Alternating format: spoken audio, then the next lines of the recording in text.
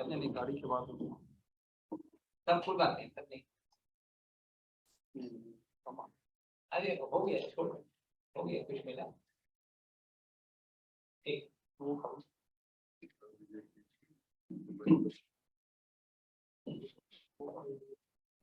Friends, आज हमारे बीच हमारे गेस्ट डॉक्टर जगत शाह अहमदाबाद से आए हुए हैं। आप एक रिनाउंड कंसल्टेंट हैं एक्सपोर्ट्स के फील्ड में, बिजनेस के फील्ड में, और जो बड़े बड़े एग्जीबिशन, ट्रेड एग्जीबिशन ऑर्गेनाइज हो रही है उसको करने में। वाइब्रेंट गुजरात का नाम हम लोग सभी को सुने होंगे। तो ये 2003 में जब पहला हुआ था तो वो आप ही की देन थी। उसके बाद इन्होंने कई वाइब्रेंट कच्छ में और जगह ऑर्गेनाइज किए, और इनका एक यूट्यूब चैनल भी रहता है, और ये कई कोर्स ऑनलाइन भी ऑफर करते हैं। तो अभी हम लोगों ने हम लोग मार्च में एक ट्रेड एग्जीबिशन गांधी मैदान में करने का मन बनाए थे। तो इनसे बात चल रही थी, इनका एक पीपीआर बन करके आया था, उसको प्रेजेंटेशन इंडस्ट्री डिपार्टमेंट को करना था। तो उसमें पार्टली हो पाया, पार्टली नहीं हो पाया क्योंकि आईडीसी को कुछ जरूरी काम आ गया था। लेकिन जितना भी जो बना है वो हम लोग के पास है, उसको हम लोग आगे और 2-4 दिन में उसको फाइनल करेंगे कल। लेकिन आज जो है हम लोगों ने सोचा कि इनके एक्सपर्टीज का हम लोग फायदा लें और इन्हीं से सुने कि हम लोग बिहार के बिजनेस को किस तरह से आगे ले जा सकते हैं। तो डॉक्टर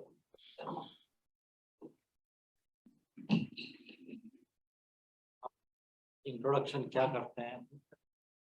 ये सारे स्टार्टअप्स हमारे क्या बताइए। हम लोगों का हार्डवेयर बेस्ड, मतलब IT hardware service based startup है, इसका नाम है शम सिटी।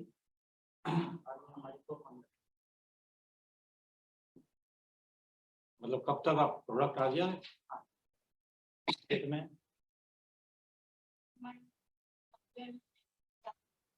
ऑनलाइन सॉफ्टवेयर और ऑफलाइन भी हम लोग अपना कॉल सेंटर और आईवीआर और सारा चीज है। और मार्केट कहाँ है? मार्केट में काफी चार्जेस मतलब बिहार में। बिहार से 50। और जो आपके कस्टमर कौन है? हम लोगों के जो केवाईपी पीएम के जितने भी गवर्नमेंट ऑफिस है। केवाईपी मींस कौशल विकास योजना जो गवर्नमेंट को चल रहा है, और भी जो भी गवर्नमेंट सेक्टर है जहाँ पे यूज लैपटॉप वगैरह यूज हो रहा था, वहाँ पे हम लोग सर्विसेज प्रोवाइड करने का काम। तो अभी जितना सेल्स रेवेन्यू है उससे हैप्पी है? नहीं, वो तो सर इनिशियल है अभी स्टार्टअप को चलाने की। अभी इनोवेट करने का समय है, जो हम लोग उसमें इनोवेशन इसमें और अलग क्या क्या और बढ़ाया कैसे जाए, उसमें और टेक्नोलॉजी कैसे लाया जाए, प्रोसेस को और बढ़िया बनाया जाए, एसओपीज को कैसे और अच्छा online SaaS model type, online model भी। सर हमारा बेवरेज प्रोडक्ट है फ्लेवर्ड वाटर का, which is 0 calorie 0 sugar based, और हम वुमेन्स को टारगेट कर रहे हैं जो एज ग्रुप 15 to 26 के अंडर में आ जाए, और अभी वैलिडेशन स्टेज पे। तो ये फोकसिंग ऑन। हाँ सर, मेरा नाम नितिन तिवारी है। हमारी कंपनी है AR Brilliant, जो कि मेडिकल फील्ड में, एजुकेशन के फील्ड में AR/VR का यूज कर रही है। हमारे जो टारगेट कस्टमर है वो MBBS स्टूडेंट्स और UG PG के MBBS और नए ट्रेनिंग डॉक्टर। ऑनलाइन भी है? हाँ, ऑनलाइन ही है। मेंटल रिलेटेड वर्चुअल का सॉफ्टवेयर है, क्योंकि ऑनलाइन उनको ट्रेनिंग करेंगे सर्जिकल पढ़ने में और एनाटॉमी को पढ़ने में, थ्रेडिंग। मार्केट में आ गया? मार्केट में नहीं, बस हमने वैलिडेशन कर लिया है। अब तो उसका हम लोग एक पूरा प्रोटोटाइप रेडी कर दिया है। मेरा नाम ब्रिजेश है। 2013 के वाइब्रेंट गुजरात में मैं वहीं पे था, गांधीनगर में पढ़ा था DIC। अभी मैं फूड प्रोसेसिंग पे वर्क कर रहा हूँ। यहाँ का मार्केट स्टडी किया, यहाँ के सीजन में फ्रूट एंड वेजिटेबल बहुत सस्ते हो जा रहे हैं, तो अभी मैं उसको लो टेम्परेचर डिहाइड्रेशन करता हूँ। और जो मेरा टारगेट मार्केट है B2B इंडस्ट्री है, इनको ऑन सीजन टू डिहाइड्रेट करके रेडी टू ईट देना। और मार्केट मेरा इंटरनेशनल है, इनको रेडी टू ईट फूड चाहिए। प्रोडक्ट है मार्केट? हाँ, प्रोडक्ट अभी मैं सारे R&D फेज में, मेरे पास prototype, sample, market testing, feasibility testing, वो सब है। कुछ लाए हैं? हाँ। दिखाइए। ब्रांड नाम क्या है? अभी R&D फेज में है, मार्च में इसको लॉन्च। सर मेरा नाम अजय कुमार हुआ और बेसिकली हम पॉलीमर्स इंडस्ट्री से बिलोंग करते हैं। उसमें भी अभी सिंगल यूज प्लास्टिक का काम करते हैं। सर हम कौनकोर फतुआ से आए हैं सर, रेलवे का PSU है। लॉजिस्टिक क्षेत्र में तो हमारा तो सर सब जगह है, तो हम इस संबंध में आए हैं कि अचानक आए हम अनिल सर से मिलने, तो बोले कि यहाँ पर हो रहा है, तो हम सोचे कोई इंडस्ट्री है हमारे यहाँ से सर। गेहूँ भी एक्सपोर्ट हुआ है सर यहाँ बांग्लादेश के लिए सर, फतुआ से। और बस खाली प्रोडक्ट। हाँ हाँ और कोई है? वो जी हाँ, परिचय हुआ तो आपका, जानते हैं। मनीष जी से परिचय हो गया, मैं अरविंद जी से परिचय। हाँ एक और कौन है? ऑनलाइन कौन है?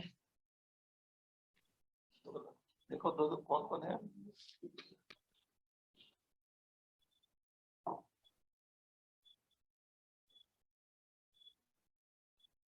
हैं? एक बात बोलो और ठीक है, कोई नहीं, चलो चलिए, चलो। ठीक। हाँ, मैं संदीप पांडे ऑनलाइन हूँ। हाँ बोलिए, बोलिए, कुछ बोलना चाह रहे हैं तो अपना परिचय दीजिए।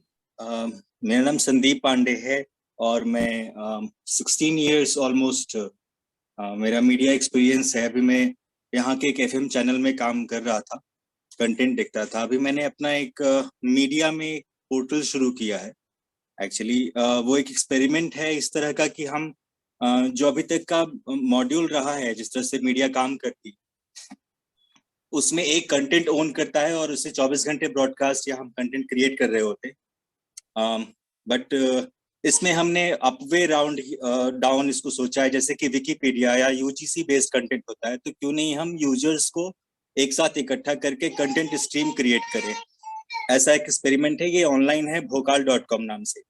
बट ये अभी क्रेडल स्टेज में है, मैं बहुत ज्यादा इसको कहीं बता नहीं रहा, बट मैं डेवलपमेंट कर रहा हूँ तो उसको लाइव ही लेकर चल रहा।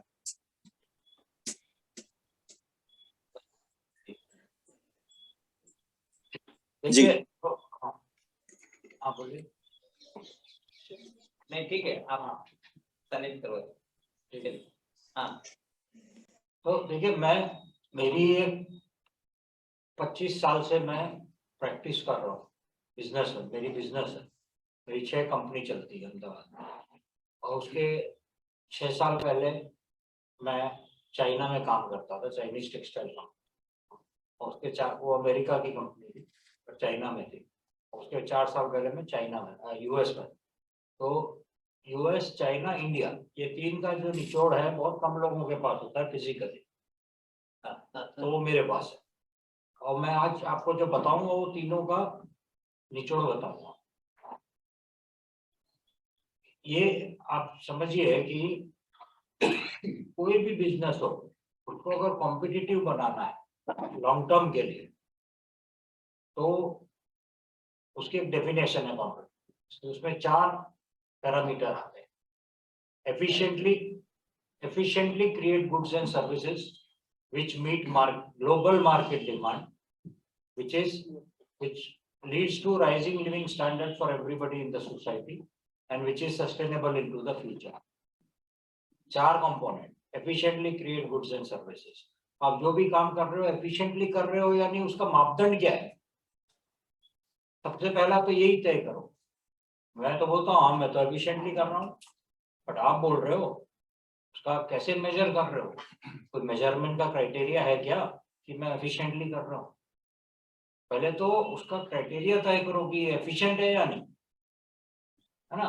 आप प्रोटोटाइप बना रहे हो, आप उसको वैलिडेट कर रहे हो, टाइमलाइन है क्या कि मैं ये टाइम तक इसको फिनिश करूंगा, और टाइमलाइन में अचीव होता है क्या?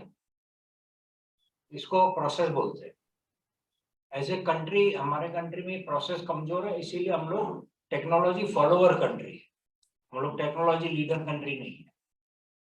इसीलिए हमको टेक्नोलॉजी लेनी पड़ती है बाहर से। दिमाग में कोई कमी नहीं है, पूरा अमेरिका कॉन्टिनेंट, अमेरिकन कंट्री हम चलाते हैं, नासा हम चलाते हैं, सिलिकॉन वैली हम चलाते हैं, अमेरिकन प्रेसिडेंट के पर्सनल डॉक्टर सब इंडियन ओरिजिन के होते हैं। वहाँ का बेस्ट डॉक्टर्स हैं अमेरिका में इंडियन ओरिजिन के, बेस्ट प्रोफेसर अमेरिका में इंडियन ओरिजिन के। तो दिमाग में हमारे कोई प्रॉब्लम नहीं है। प्रॉब्लम क्या है कि हम प्रोसेस ओरिएंटेशन नहीं लाते अपने काम। तो फर्स्ट ये है efficiently create goods and services, उसके क्राइटेरिया होने चाहिए तो लॉन्ग टर्म सस्टेनेबिलिटी आएगी। शॉर्ट टर्म में सक्सेस मिल सकती है, बट शॉर्ट टर्म सक्सेस के लिए काम कर रहे हैं क्या? तो लॉन्ग टर्म के लिए ये ऑर्गेनाइज तरीके से काम कर रहे हैं, which is a global market demand. कोई ऐसी प्रोडक्ट या सर्विस पे काम मत करो जिसका सिर्फ मार्केट पटना हो या बिहार हो या ईस्टर्न इंडिया हो या इंडिया हो, वो सस्टेनेबल नहीं है। कल को दूसरा आगे हटा देगा। ग्लोबल मार्केट आपका टारगेट होना चाहिए। आपका प्रोडक्ट उस दिशा में डेवलप हो रहा है या नहीं, ये क्वेश्चन पूछो अपने आप को। बस ग्लोबल मार्केट, तो ग्लोबल मार्केट का क्या मतलब? ग्लोबल मार्केट की समझ होनी चाहिए। आपका जो भी आप लोगों का बिजनेस है, आपको इतना पता होना चाहिए कि अब जैसे फ्रूट वेजिटेबल, तो फ्रूट वेजिटेबल पूरे दुनिया का टोटल मार्केट साइज कितना है पता है?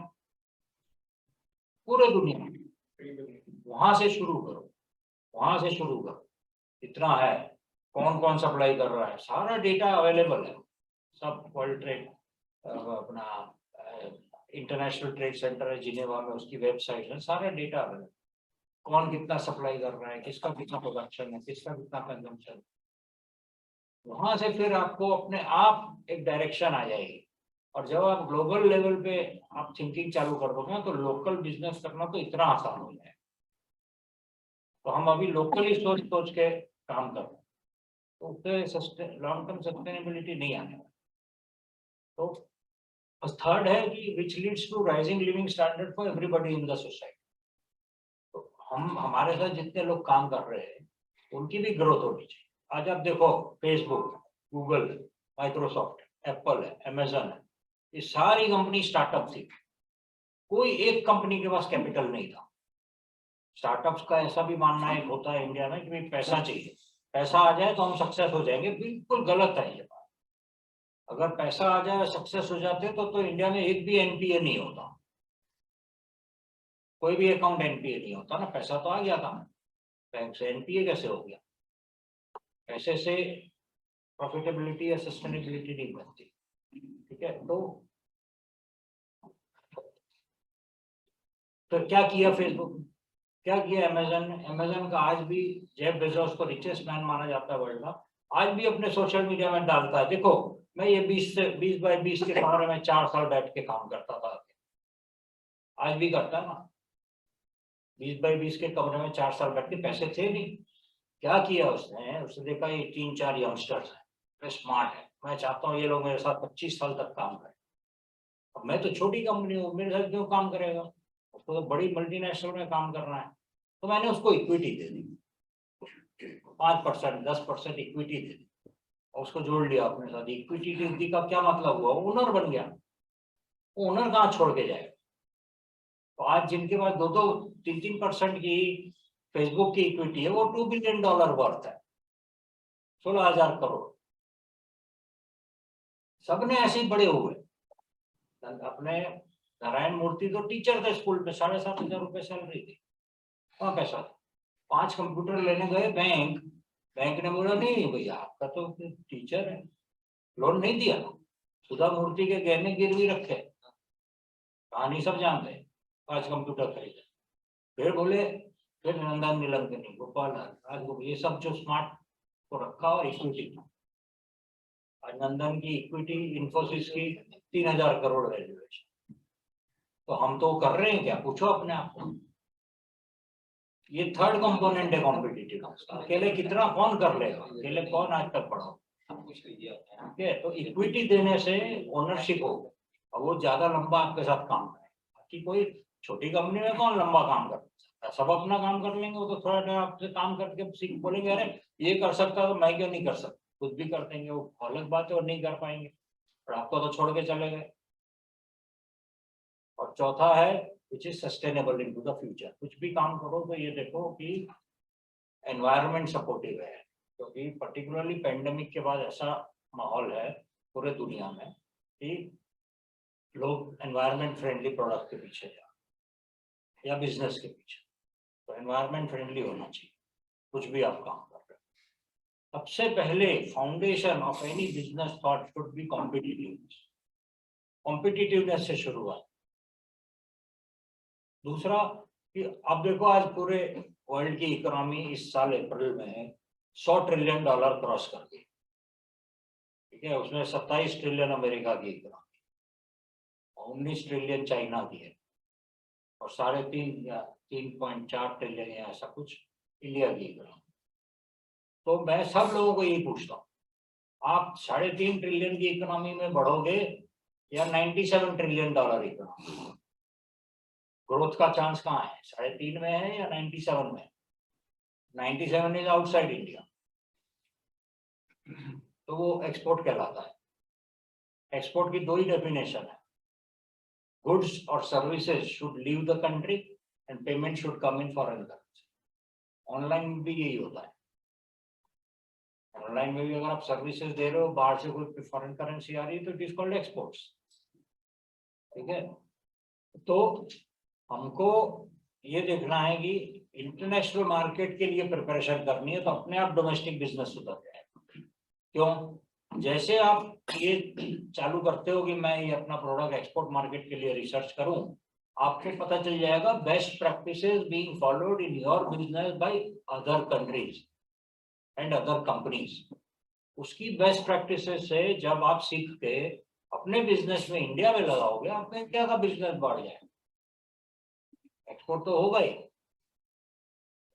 अब एक्सपोर्ट में मुझे कई लोग बोलते हैं कि अरे बायर दिला दो, वो तो सबसे आसान काम है, उसमें क्या करना है? वो तो इतना आसान काम है, बहुत ही आसान। बायर दिला दें या ऑर्डर चाहिए? क्या चाहिए? बायर चाहिए या ऑर्डर चाहिए? बस, तो वो मुश्किल है। बायर दिलाना बहुत आसान, ऑर्डर मिलेगा या नहीं उसका क्या? तो अब कई लोग बोलते हैं अच्छा बायर दिला। अच्छा, अच्छे बायर को अच्छा सप्लायर नहीं चाहिए क्या? तो आप अच्छे सप्लायर हो गया। तो अच्छे सप्लायर की डेफिनेशन क्या है? अच्छे सप्लायर को वो कैसे तय करते कि आप अच्छे हो?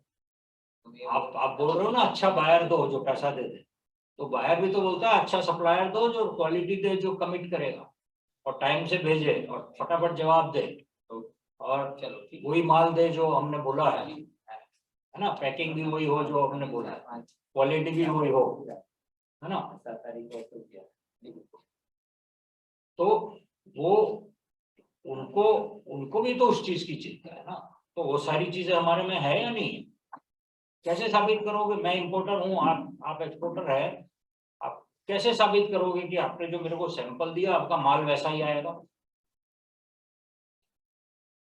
वो तो जब आएगा तब पता चलेगा ना। तो उसके पहले मैं क्या को ऑर्डर दूं? इसीलिए सारे इंपोर्टर इंडियन कंपनीज को बोलते हैं उधारी दो, माल आ जाएगा तो पैसा देंगे। क्यों? पैसा नहीं है ऐसा नहीं है, फिर पता नहीं कि वही आएगा जो मांगा है, और आने के बाद जब देखा हाँ ठीक है तो दे देते। फिर हम डरते हैं ना भाई, हम उधारी दे दे और माल सही भी हो तो भी पैसा नहीं दे, तो वहां ट्रेड रुक जाता है। तो इस साइकिल को ब्रेक करने के लिए हमारी तैयारी चाहिए। एक्सपोर्ट्स को मैंने दो पार्ट में बांटा है। मैं एक को बोलता हूँ प्रिपरेशन और एक को बोलता हूँ मार्केट। मार्केट की कभी चिंता मत करो, अरे 97 ट्रिलियन डॉलर तो मार्केट है, मार्केट की क्या चिंता? प्रिपेयर्ड है या नहीं हम लोग, हमारी प्रिपरेशन है या नहीं? उसके हमने 20 एलिमेंट बनाए, 20 एलिमेंट, वो 20 एलिमेंट आपने अगर फॉलो किए तो आप प्रिपेयर्ड हो। फिर एक्सपोर्ट तो छोड़ दो, डोमेस्टिक मार्केट के राजा बन, क्योंकि मार्केट तो एक ही है। मार्केट में जो बायर होता है उसकी तो मानसिकता एक ही है, चाहे फॉरेन में हो या इंडिया। इंडिया में भी चेन्नई में जो बैठा है उसको बोले आप माल दो कि कैसा आएगा क्या पता, पहले से पैसा कैसे देते। चेन्नई वाला भी तो यही सोचता होगा ना। हाँ, एक बार जब डीलिंग हो गया, 2 बार हो गया, 3 बार हो गया, फिर विश्वास बैठता है। इसलिए जो पुराने टाइम की कंपनियां है उनको ये सब दिक्कत नहीं है, वो तो सालों से संबंध है लोगों के साथ, सब जानते हैं कि नहीं इनका माल हर बार सही आता है, तो बिजनेस चलते रहता है। तो लेकिन नया बिजनेस करना है या एक्सपोर्ट करना है स्टार्टअप के लिए, तो ये एलिमेंट प्रिपरेशन लानी एक छोटा उदाहरण दे, अभी देखो ये लिंक्डइन इतना पॉपुलर हो गया, सब लोग I am sure LinkedIn is the Facebook of professionals. सारे लोग आज लिंक्डइन, देखो क्या हो गया पेंडेमिक में, पेंडेमिक के पहले भी, लेकिन पेंडेमिक में चाइना के खिलाफ हो गई दुनिया, क्योंकि लोग मर गए, सबकी फैमिली में लोग मर गए। आज तो अनडिक्लेयर्ड वॉर हो गई और उसका दोष वो चाइना को देते हैं, वहां से निकला, तो एकदम एंटी चाइना फीलिंग है। बट कौन है दुनिया का कंट्री जो चाइना जितना क्वांटिटी दे सकता है? कोई है ही नहीं, इंडिया को छोड़ के। लेकिन इंडिया में हम लोग ऑर्गेनाइज ही नहीं है, वो हमको ढूंढ रहे हैं, हम मिलते ही नहीं है, क्योंकि हम लिंक्डइन में, वो कहाँ ढूंढते हो, लिंक्डइन में ढूंढते हैं हमको, वो हमारी वेबसाइट्स ढूंढते हैं, हमारी वेबसाइट्स ही ठीक नहीं है, हमारा नेविगेशन ही प्रॉपर नहीं है, हमारे वेबसाइट की रैंकिंग ही इतनी पुअर है, हमारी वेबसाइट ही प्रोफेशनल नहीं है। बोलती कोई वेबसाइट ही नहीं है तो माल कहाँ से होगा? आज इंडिया एक आईटी कंट्री है, वहाँ ये वेबसाइट ठीक से नहीं बना सकते, तो माल का बनाने का कोई क्वेश्चन ही नहीं है, क्योंकि वो बोलते हैं आपकी मानसिकता ही ऐसी है। यहाँ से शुरुआत हो जाती है माइंडसेट। और लिंक्डइन में ढूंढते हैं, नहीं मिलते हम लोग। अच्छा मिल गए तो क्या है, लिंक्डइन के क्या है पैरामीटर, 30 पैरामीटर। वो 30 पैरामीटर को अगर आपने फुलफिल किया ना, तो उसको कंप्लीट लिंक्डइन आईडी बोलते हैं। आपको आश्चर्य होगा, पूरे इंडिया में 20% of the LinkedIn IDs are complete. अगर आपकी लिंक्डइन आईडी कंप्लीट नहीं है, लिंक्डइन आपको प्रमोट नहीं करता। कोई दुनिया में अगर ढूंढे ना आपको, तो आते ही नहीं, आपका नाम ही नहीं आता, तो कैसे आप तक पहुंचेगा? क्योंकि लिंक्डइन चाहता है कि उनके जो यूजर्स हैं, जो यूजर एक्सपीरियंस अच्छा होना चाहिए। अच्छा यूजर एक्सपीरियंस क्या है? अच्छा प्रोफाइल आना चाहिए। तो अच्छा प्रोफाइल को कंप्लीट प्रोफाइल बोलते हैं, उसके 30 पैरामीटर्स वो होना चाहिए। जैसे उसमें से एक पैरामीटर मैं बताता हूँ, लिंक्डइन में सारा कुछ आप खुद ही अपना लिखते हो, तो लोग पढ़ के बोलते हैं तो तुमने खुद ही लिखा, तो उसको थोड़ा डिस्काउंट कर देते। एक चीज है जो दूसरे लिखते हैं, उसको बोलते हैं कस्टमर टेस्टिमोनियल, रिकमेंडेशन या एंडोर्समेंट। रिकमेंडेशन दूसरे लोगों ने आपको जो माल सप्लाई करते हैं, आपसे जो लोग खरीदते हैं, भले लोकली, आपके यहाँ जो एम्प्लॉइज काम करते हैं, आपके यहाँ जो एम्प्लॉइज काम करके छोड़ के चले गए, उन्होंने आपके बारे में क्या लिखा है, उस पे लोग प्रीमियम लगाते हैं, उसको लोग ज्यादा रिस्पेक्ट देते हैं। ये दूसरे ने बोला आपके बारे में, आप तो अपने बारे में अच्छा ही बोलोगे। आप किस दिन अपने बारे में ये बोलने वाले हो लिंक्डइन में कि कभी कभी मेरी डिलीवरी डिले हो गई? आप थोड़ा ना कभी ऐसा लिखने वाले, कभी मेरी क्वालिटी खराब हो जाएगी, ऐसा तो हम लिखेंगे ही नहीं। हम लिखेंगे और टॉप क्वालिटी मिलेगी, लेकिन दूसरे ने क्या बोला, तो वो एलिमेंट होनी चाहिए, तो उसको कंप्लेंट लिंक्डइन बोलते हैं। वो है ही नहीं। मैं तो देखता हूँ, मैं कई कितने लिंक्डइन देखता हूँ, रिकमेंडेशन ही नहीं होती, तो कैसे कोई विश्वास करे इतनी छोटी चीजें करने। और आप लोगों को आश्चर्य होगा कि चाइना 1980 में हमारी जितनी बड़ी इकोनॉमी थी, आज 19 ट्रिलियन है, हम लोग 3.2 ट्रिलियन। वो इसलिए बड़ी हो गई क्योंकि वो एक्सपोर्ट ओरिएंटेड है, उसका एक्सपोर्ट मार्केट फोकस। हमारा कंजम्पशन ओरिएंटेड है, एक्सपोर्ट। आज तक दुनिया में हमने रिसर्च किया, कोई देश नहीं, कोई देश नहीं जो एक्सपोर्ट के बिना बढ़ा हो, या जिसकी इकोनॉमी एक्सपोर्ट के बिना बढ़ी, क्योंकि सब छोटे छोटे देश हैं।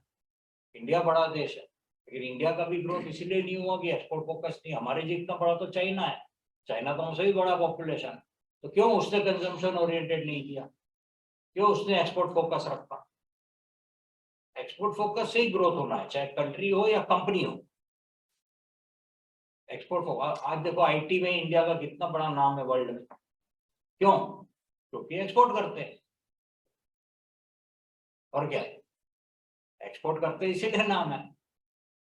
फार्मास्यूटिकल में हमारा नाम है, तो क्यों? क्योंकि एक्सपोर्ट करते हैं। तो एक्सपोर्ट से वो रिस्पेक्ट मिलती है, और एक्सपोर्ट से रेवेन्यू बढ़ते हैं, मार्केट्स बढ़ते हैं, तो वो हमको ओरिएंटेशन लाना है। अब आप देखो चाइना में आज की भी तारीख में 5% लोगों को अंग्रेजी आती है, 5%।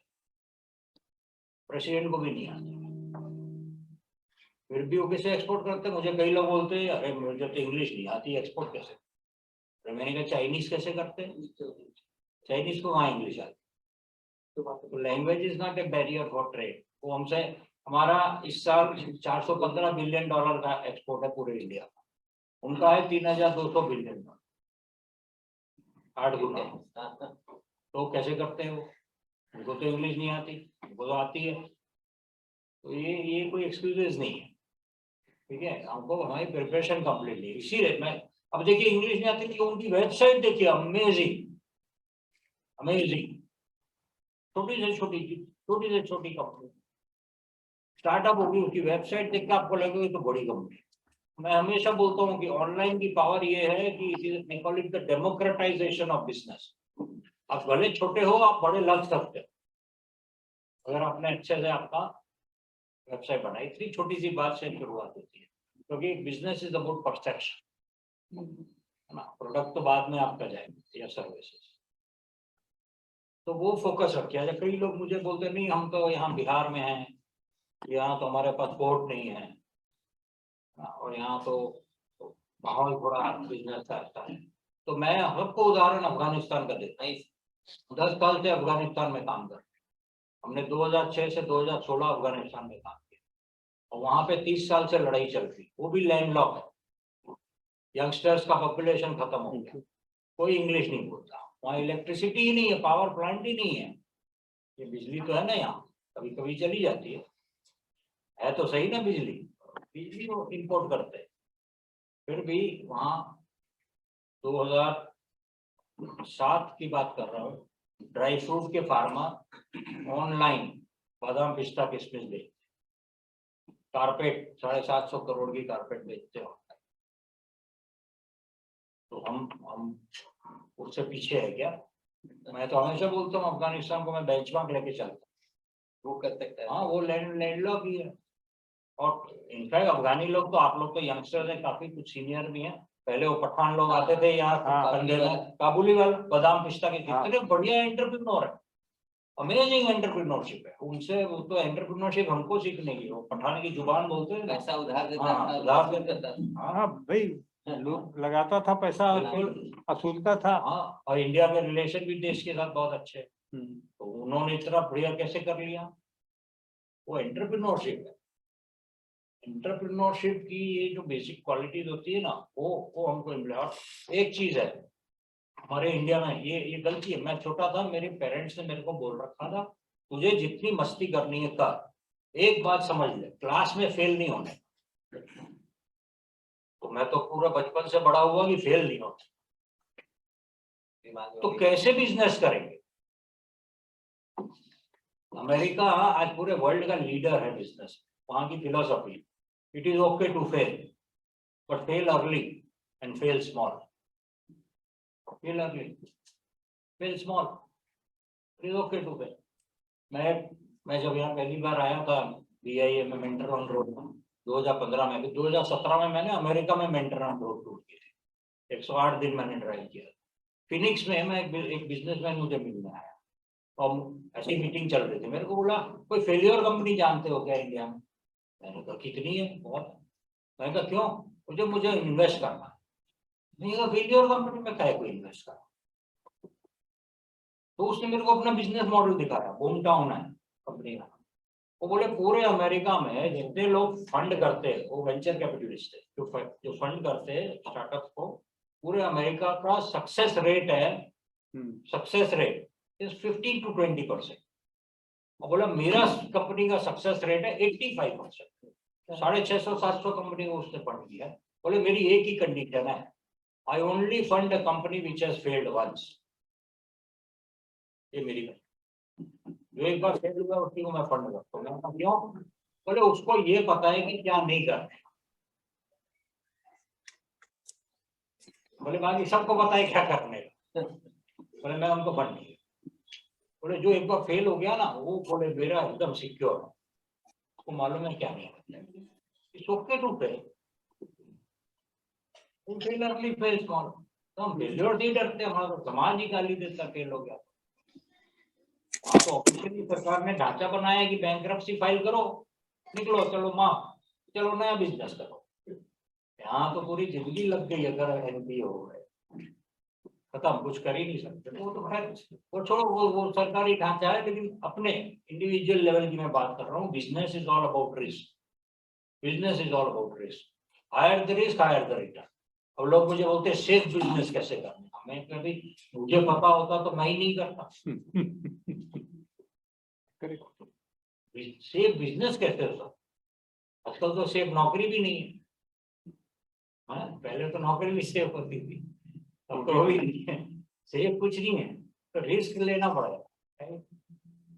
एंड कनेक्ट ग्लोबली, बस मेरा ये मान, ग्लोबल टीम बनाओ, ग्लोबल टीम बनाओ। why is it done? मुझे कई लोग बोलते हैं नहीं, अरे हम तो बोले छोटे शहर से, हमारे यहाँ टैलेंट नहीं है।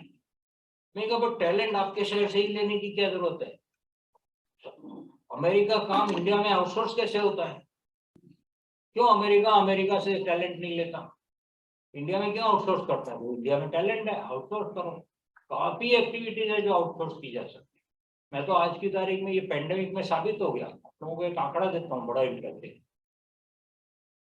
पेंडेमिक के एकदम पहले $292 बिलियन इंडिया का एक्सपोर्ट था टोटल, और पेंडेमिक के एकदम बाद 415 बिलियन। अरे कैसे हो गया? ना कोई इंडिया से बाहर गया, ना कोई फॉरेन से इंडिया आया, और इसमें शिपिंग का कॉस्ट नहीं है, शिपिंग कॉस्ट अलग है। कई लोग बोलते हैं शिपिंग के फ्रेट बढ़ गए, वो अलग है। तो कैसे बढ़ गया? ना तो कोई गया बेचने, ना कोई आया खरीदने। तो ये एक जो एक धारणा थी कि मार्केटिंग करने जाना पड़ता है, वो ब्रेक हो गया, ऑनलाइन होने लगा।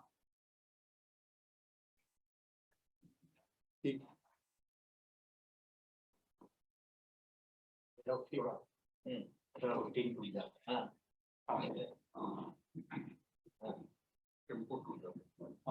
कोई भी फोन आए तो बाहर चले जाएंगे। हाँ, साइलेंट करना। तो 415 बिलियन कैसे हो? तो मैं तो 25 साल से एक्सपोर्टर्स के साथ जुड़ा हुआ हूँ, उनको मैं ट्रेन करता हूँ, उनको एक्सपोर्ट मार्केट में डालता हूँ। तो हमने क्या किया, हमने खुद ही नहीं किया, और हमारे तो सारे स्टूडेंट जो बिजनेसमैन है, मैं स्टूडेंट बोलता हूँ, बड़े बड़े बिजनेस ऑनलाइन मीटिंग करने लगे। क्यों? क्योंकि वो बाहर भी सारे घर पे ही थे। एटलीस्ट पहले तो मैंने तो बाहर ही नहीं जाता था, डरते थे कोरोना हो जाएगा। घर पे ही थे, हम भी घर पे थे, तो मिलते थे, ऑनलाइन मिलते थे, मीटिंग होती थी, सारा डिस्कशन हो गया, एक दूसरे को समझ लिया। फिर सैंपल दिखाया ऐसे, लेकिन सैंपल तो छू के भी देखना है प्रोडक्ट। फिर कोरियर कर दिया, पहले भी कोरियर करते थे सैंपल, अब भी कर दिया। कोरियर मिल गया तो दिखा के फिर प्राइस निगोशिएशन कर लिया ऑनलाइन। $400 बिलियन एक्सपोर्ट हो गया इंडिया, 415। तो साबित हो गया कि मार्केटिंग के लिए फिजिकली जाने की जरूरत नहीं है एक्सपोर्ट, और खूब बिजनेस हुआ। तो अब वो चल रहा है, क्योंकि ह्यूमन नेचर क्या होता है कि चेंज के खिलाफ होता है हम लोग, वी ऑलवेज रेजिस्ट चेंज। अब वो तो मजबूरी थी, कोरोना तो मजबूरी थी, और उल्टा घर में बैठे तो बोर होते थे लोग, तो बोले चलो मीटिंग करो, अब दिमाग तो लगेगा उसमें, घर में बैठ के बोर होने के, इसलिए सेमिनार भी खूब चलते थे। तो लोगों को आदत पड़ गई, और जब आदत पड़ गई तो अब उस आदत को तोड़ना मुश्किल है। अब वो बोलते ऐसी करो मीटिंग, जाने की क्या जरूरत है, इतना खर्चा, टिकट, होटल, और परेशानी, एयरपोर्ट में बैठे, कभी भी कहीं से भी कुछ भी, किसी को भी कोरोना हो जाए आज भी, है ना। तो बोले ये बढ़िया है, ऐसा करो। तो कर रहे हैं क्या? हम कर रहे हैं क्या? बताओ। हम अभी भी मानते हैं कि मार्केटिंग के लिए मार्केट जाना पड़ता। मैं आपको बता रहा हूँ, मैं जेरोक्स में काम करता था। जेरोक्स आज की भी तारीख में best marketing company of the world मानी जाती है। आप गूगल करोगे ना, 150 साल पुरानी कंपनी, और हमारी कंपनी में 30-25 साल पहले की बात बता रहा हूँ, मैं सेल्समैन था, मैं सेल्स डिपार्टमेंट, और एक ऑफिस में नॉक कर करके हम जेरोक्स मशीन बेचते हैं यूएस में। तो हम जब ऑफिस जाते थे ना, हमारी कुर्सी टेबल भी नहीं थी। हमारे बॉस बोलते थे सेल्समैन का ऑफिस में क्या काम है? बोले सेल्समैन का तो मार्केट में जाना है, ऑफिस में काम ही नहीं है तुम्हारा, ऑफिस का एक आते हो, कुर्सी टेबल ही नहीं थे, हम खड़े रहते थे। कुर्सी टेबल होगी तो बैठोगे ना। तो यहाँ हम मार्केटिंग के लिए किसी को ऑफिस में आने की, अगर ऑफिस में आने की जरूरत नहीं है तो कभी पटना से मार्केटिंग का आदमी लेने की क्या जरूरत है? कहीं से भी लो, इंडिया से ऑनलाइन बिजनेस होगा। यही हमने प्रैक्टिस किया, पेंडेमिक बहुत सक्सेसफुल किया हमने। 95 फुल टाइम लोगों को रखा, फिनलैंड से, साउथ अफ्रीका से, ब्राजील से, फिलीपींस से, इंडिया से तो हर शहर से। पटना से भी हमारे 2 स्टूडेंट तो हमारे यहाँ फुल टाइम काम, बहुत सक्सेसफुल मॉडल। तो मैं क्या बोल रहा हूँ कि necessity is the mother of invention. अब ये इस माहौल को हमको कैप्चर कर लेना चाहिए और इसका फायदा उठाना चाहिए। दूसरा मैं आपको बड़ा इंटरेस्टिंग उदाहरण देता हूँ। 50 साल बिफोर पैंडेमिक हम लोग वेंटिलेटर इंपोर्ट मैंने लास्ट आंकड़ा देखा 1900 करोड़ का वेंटिलेटर हमने सिर्फ चाइना से इंपोर्ट किया पैंडेमिक के पहले। 1900 पैंडेमिक कोई वेंटिलेटर ही ना दे, सबके यहाँ कमी थी देशों में। राजकोट में एक कंपनी है ज्योति सीएनसी लेस बनाती, तो उसने वो तो घर पे बैठा था, फैक्ट्री बंद, कोई वर्कर ही नहीं आते थे। तो उसने सोचा 15 दिन बोले ऐसे तो कैसे बैठ के करेंगे, तो बोले मेरे, फिर उसने देखा कि वेंटिलेटर की कमी है ना, तो वेंटिलेटर बना। तो उसने थोड़ा रिसर्च किया, पता चला वेंटिलेटर बनाने के लिए जितने इक्विपमेंट चाहिए वो सब मेरे फैक्ट्री में, और वो मटेरियल चाहिए, और 2-3-4 इंजीनियर स्मार्ट उसके जो है उनको इकट्ठा किया, दिन रात बैठ के 2 महीने के अंदर वेंटिलेटर बनाए। पहले 5 वेंटिलेटर हमारे प्रधानमंत्री ने टेस्ट किया और फिर बीएस हॉस्पिटल में दिया और बहुत अच्छा परफॉर्मेंस आया। उसके बाद उसको 1500 वेंटिलेटर का यूनाइटेड नेशन ने ऑर्डर दिया to be supplied to Africa. United Nation quality check किए बगैर कुछ लेगा क्या? कैसे 50 साल से तो हम इंपोर्ट करते थे, कैसे एकदम बना दिया? Necessity is the mother of invention. जब जान पे आ गई तो बोले बनाओ, ये एंटरप्रेन्योरशिप। तो ये तो पहले भी हो सकता था, क्यों कोरोना आने की जरूरत है? तो जब ऐसा समय आता है ना तो उसको फायदा उठाना चाहिए। वो मैं एग्जांपल्स दे रहा हूँ। तो अपना बिजनेस मॉडल बदलने की जरूरत है सब।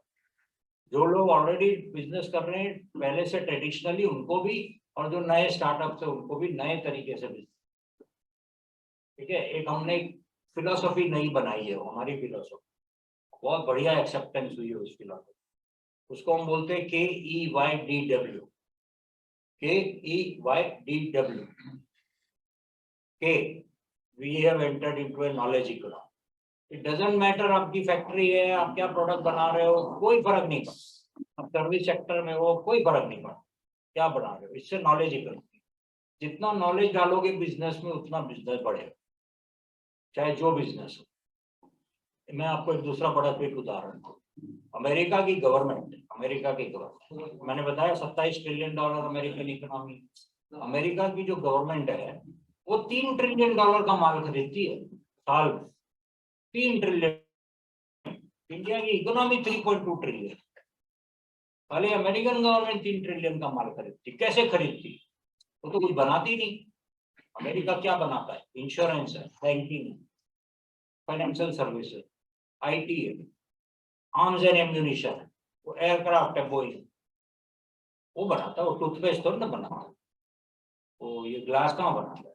प्लेट भी नहीं बनाता, स्पीकर भी नहीं बनाता, लाइट भी नहीं बनाता, ये फर्नीचर भी कुछ नहीं बनाता, बना ही नहीं सकता। लेबर ओरिएंटेड है सारे, सब इंपोर्ट करते हैं।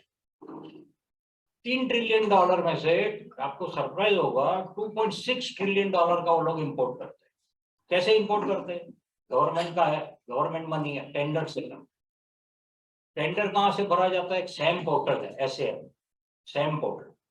उसमें आपको रजिस्टर होना पड़ता है तो आप टेंडर भर सकते हो। रजिस्ट्रेशन कॉस्ट फ्री है, 0। ऑनलाइन रजिस्ट्रेशन, कहीं कोई कागज कुरियर नहीं करना, ऑनलाइन भरना है। ठीक है, इंग्लिश में भरना है। इंडिया से 731 कंपनीज रजिस्टर्ड और चाइना से 13,800 कंपनी रजिस्टर्ड। उनको तो इंग्लिश नहीं आती, हमको पता ही नहीं है, हमको नॉलेज ही नहीं है। Knowledge is economy, knowledge is business. आप क्या कर रहे हो उसे कुछ फर्क नहीं है, क्या मैन्युफैक्चरिंग कर रहे हो, क्या सर्विस कर रहे हो, कोई फर्क नहीं पड़ता। नॉलेज है या नहीं बिजनेस का, जो नए तरीके से बिजनेस हो। तो चाइनीज सर्वे कर रहे हैं भाई, हम बैठे हैं, हमको पता ही नहीं है कैसा रजिस्ट्रेशन होता है। रजिस्ट्रेशन करोगे तो टेंडर आएगा, तो भरोगे, 5 बार भरोगे नहीं मिलेगा तो 6ठी बार मिलेगा।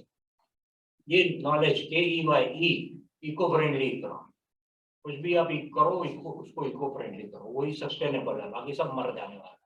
या तो बाय लॉ या अपने कोर्ट बंद कर देंगे या इंटरनेशनल प्रेशर से बंद हो जाएगा, या पब्लिक ही बंद करो, ठीक है। तो इको फ्रेंडली होना चाहिए। वाई? Youth driven economy. अब इंडिया का मार्केट देख लो, इंडिया का 65% पॉपुलेशन 35 साल के नीचे वालों का, 50% पॉपुलेशन 25 साल कंज्यूमर है, कंज्यूमर है। तो उसके टाइप का प्रोडक्ट वो age a market, and if youth is a market then is your workforce also youth. आपका वर्कफोर्स भी यूथ होना चाहिए, तो यंग वर्कफोर्स होना चाहिए, तो वो मार्केट के यंग मार्केट के से कनेक्ट कर पाए और ग्लोबली, ठीक है। तो KEY youth driven and D it's a digital economy. It doesn't matter ये क्या होता है? Eco friendly. D digital economy. आप कुछ भी करो, डिजिटल कंपोनेंट आपके बिजनेस में होना चाहिए। वेबसाइट, आपका सोशल मीडिया, आपका इंस्टाग्राम, ट्विटर, ये सब। आपको सरप्राइज होगा, पेंडेमिक के पहले जो फॉर्च्यून 500 कंपनी है दुनिया की, उनमें से हार्डली 10-15 कंपनी इंस्टाग्राम में सेल्स करते हैं। इंस्टाग्राम को पर्सनल सोशल मीडिया मानते हैं। पेंडेमिक के दरमियान पूरा डिस्ट्रीब्यूशन मॉडल बदल गया। 500 की 500 without any exception are selling their products on Instagram. हम बेच रहे हैं या नहीं? हम तो बोलते हैं अरे वो तो सोशल मीडिया, वो तो मार्केट प्लेस है, डिस्ट्रीब्यूशन सिस्टम बदल गया पूरा। आपको मैं दूसरा उदाहरण देता हूँ, अमेजन। अमेजन का सेल्स कितना पता है? $469 बिलियन। इंडिया का total export 415 billion of every product to every country. सिर्फ अमेजन का सेल is $469 बिलियन। तो अमेजन क्या है? अमेजन तो डिस्ट्रीब्यूशन सिस्टम है। लोग बोलते हैं अरे ई कॉमर्स बिजनेस के लिए IT होना चाहिए, IT का नाम। E commerce is not IT business, e commerce is logistics business. अब IT तो एक बार लगाओगे, डेली डिलीवरी करनी है, डिलीवरी तो डेली करनी है, it is a logistics business. तो हम उस मार्केट प्लेस में है या नहीं? अब कई लोग बोलते हैं कि हमको हमने अमेजन में रखा है, बिक नहीं रहा है। हम रिसर्च नहीं करते। ऐसे टूल्स हैं, ब्यूगल 10, जंगल स्काउट, जिसमें से आप जाके ढूंढ सकते हो कि मेरी ये प्रोडक्ट अमेजन के अंदर या इवन ई कॉमर्स मार्केट में वर्ल्ड ओवर कितना बिक रहा है, कहाँ से बिक रहा है, किस कंट्री से बिक रहा है, कौन सी कंपनी बेच रही है, कितने में बेच रही है, सब रिसर्च मिलता है। आपको उस पर टाइम स्पेंड करना। कोई मैंने बताया नॉलेज इकोनॉमी। फिर आप तय करो कि आपकी प्रोडक्ट उस चैनल से बेचोगे। डिस्ट्रीब्यूशन मॉडल बदल गया पूरा, और भी रिवोल्यूशनरी बदलने वाला है, क्योंकि साल ज्यादा से ज्यादा यूजेज क्या है? What is e commerce? Anybody in the world who has 3 things, internet, credit card, computer और ए स्मार्टफोन इज योर कस्टमर। अभी अप्रैल में हमने 800 करोड़ पॉपुलेशन पार किया दुनिया में, उसमें 400 करोड़ इंटरनेट यूजर्स हैं। तो खाली अमेरिका का मार्केट देखो, सबसे बड़ा ई कॉमर्स मार्केट है। 90% इंटरनेट यूजर्स है, 90% कंप्यूटर है, 90% क्रेडिट कार्ड। मैं अभी उस दिन भी बता रहा था, इन स्पाइट ऑफ दैट जितनी प्रोग्रेस, जितनी ग्रोथ अमेरिका में पिछले 10 साल में हुई पेंडेमिक के पहले, उतनी ग्रोथ पहले 3 महीने में हुई ऑफ द पेंडेमिक।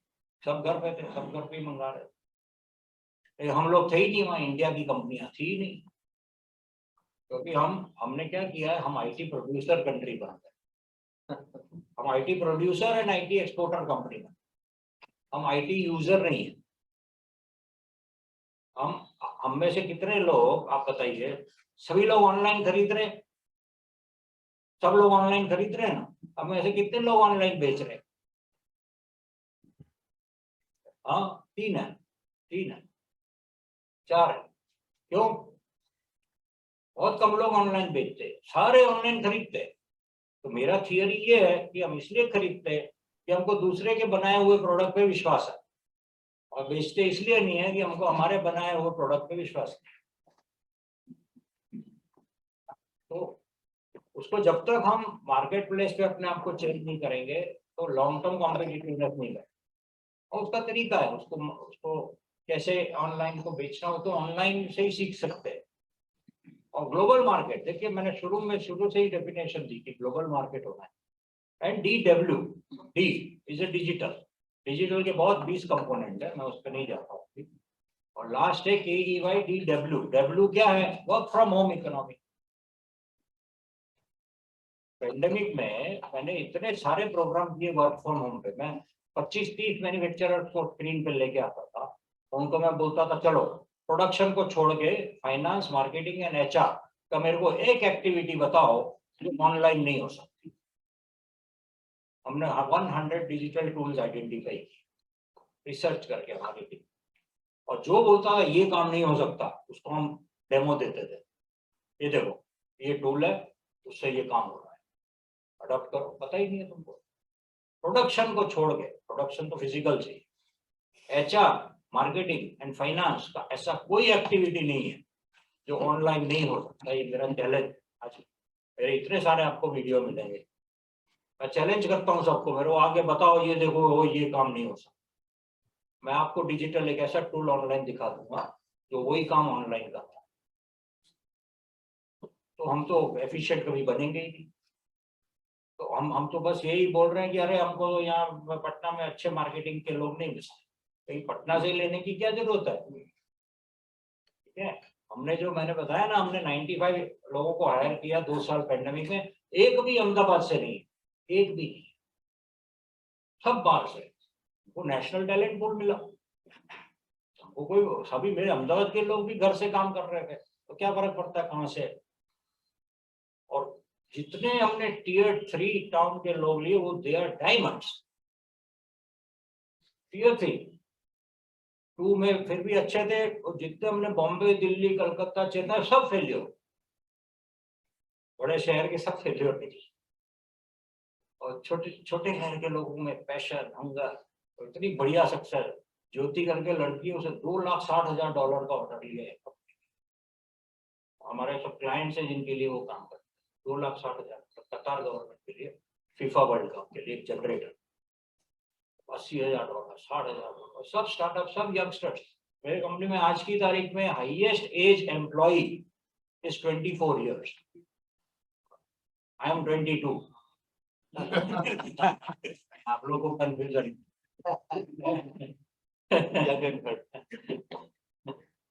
ठीक है, तो इतना बढ़िया काम कर। और आप लोग अगर एक हमारी, हमने 65, मैं कुछ एग्जांपल्स आप लोगों को दे रहा हूँ ये बताने के लिए कि हम हमने इतने सारे ऑनलाइन प्रोग्राम्स किए 2 घंटे के, हम फीस लेते थे। आपको सरप्राइज होगा, $100, $200 हम 2 घंटे के प्रोग्राम की फीस लेते, जो हमारे ग्लोबल प्रोग्राम्स, और 100 लोग, 150 लोग अटेंड करते थे पैसा दे। और मालूम है कौन करता था वो कंडक्ट? आपको हमने उसका एक वीडियो स्टोर बना रखा है, वाइब्रेंट मार्केट्स करके आप देखेंगे, vibrantmarkets.com में .biz में हमारा एक स्टोर है, वीडियो स्टोर है, जहाँ हमने वीडियोस लगाए हुए। सारे के सारे प्रोग्राम हमारे ये 2 यंगस्टर्स 24 साल के नीचे के कंडक्ट करते थे। सोचो मैंने कितना बड़ा रिस्क लिया। मैं $100 की फीस ले रहा हूँ किसी से 2 घंटे के प्रोग्राम के, और वो 2 मेरे यंगस्टर को बोला तुम कंडक्ट करो, और मैं हाजिर रहता था। वो कंडक्ट करते थे, कोई क्वेश्चन पूछते थे, वो नहीं जवाब दे पाते थे तो मैं देता। लेकिन आप लोग वीडियो देखोगे ना तो आप मान नहीं सकते कि वो। अच्छा, एक और चीज मैं आपको ये बताऊँ, ये भी बड़ी गर्व की बात है। 95 लोगों को जो हमने हायर किया ना, उसमें से 94 वर गर्ल्स। एक लड़का रखा मेरे फैमिली प्रेशर से। 94 were, amazing, unbelievable talent girls. इतना बिजनेस उन्होंने हमारे सब क्लाइंट्स का, they have built amazing carriers.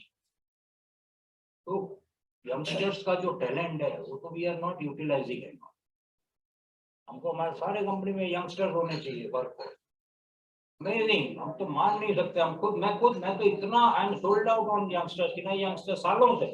But मेरा तो आई ओपनिंग हो गया पेंडेमिक, हमारे खुद की बिजनेस मॉडल सारे बदले। ठीक है, तो ये यही चीज हर एक को अप्लाई है।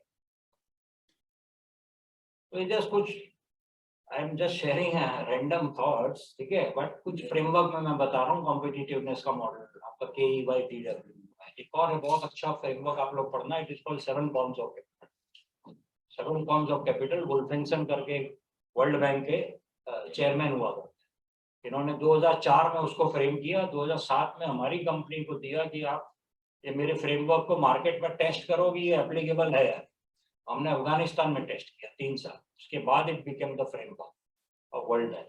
आज की तारीख में वर्ल्ड बैंक किसी भी कंट्री को फंड करता है, उस फ्रेमवर्क में डेटा डालने के बाद जो फिगर आता है फिर तय करता है कितना अमाउंट देना, किस सेक्टर में देना, कितने इंटरेस्ट में। What is the 7 framework? 3 are lower forms of capital, 4 are higher forms of capital. It is called 7 forms of capital.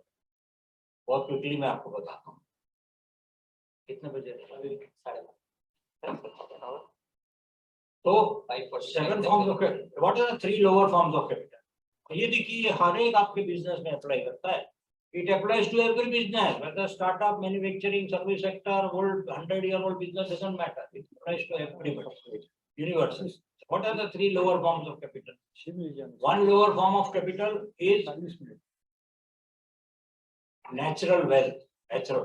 अरे मैं तो एग्रीकल्चर है तो आई विल बी कॉम्पिटिटिव। नहीं, कौन सा फार्मर इंडिया का प्रॉस्पर है? Just because you have agriculture, you are closer to the source of raw material, doesn't make you competitive. ठीक है? और आयरन और माइंस, क्यों हम आयरन और एक्सपोर्ट करते हैं जापान को और जापान एक्सपोर्ट करता है स्टील हमको? आयरन और माइंस के बाजू में लगाओ ना स्टील प्लांट, क्यों नहीं हम करते? तो mineral resources are lower form of capital. उसी में एक है कि infrastructure is also lower form of capital. एक स्टेज तक इंफ्रास्ट्रक्चर सही है, उसके बाद इट हैज ए डीवैल्यूएटिंग।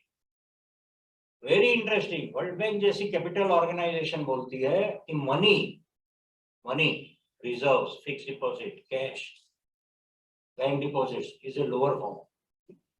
बोलो तो हायर फॉर्म ऑफ कैपिटल क्या है? ठीक है, institutional capital. Higher form of capital is institutional. Bihar industries association is an institution. ये कैपिटल है। It is a gathering of people who are in business. It can get more business for its members rather than the money. इसलिए money लेने के बाद भी NPA हो रहा है। इंस्टीट्यूशनल कैपिटल, इसलिए जो चैम्बर्स ऑफ कॉमर्स होते हैं, trade association, this itself is a higher form of capital. उसके बहुत सारे उदाहरण। What is the next higher form of capital? Next higher form of capital is knowledge capital. और knowledge capital में data, interpretation of data, analysis of data, ये सब आता है और भी बहुत आता है। नॉलेज है तो बिजनेस बढ़ेगा। Knowledge is higher form of capital. Very interesting. मैंने आपको नारायण मूर्ति के एग्जांपल दिए, बहुत सारे एग्जांपल दिए। उससे हायर फॉर्म ऑफ कैपिटल क्या है? Human capital. What is human capital? में 2 एलिमेंट है। One is called self responsibility and action orientation. बहुत सारे लोग, हमें यहाँ जितने लोग बैठे हैं ना, मेजोरिटी लोग सेल्फ रिस्पॉन्सिबल है, एक्शन ओरिएंटेशन बहुत कम है।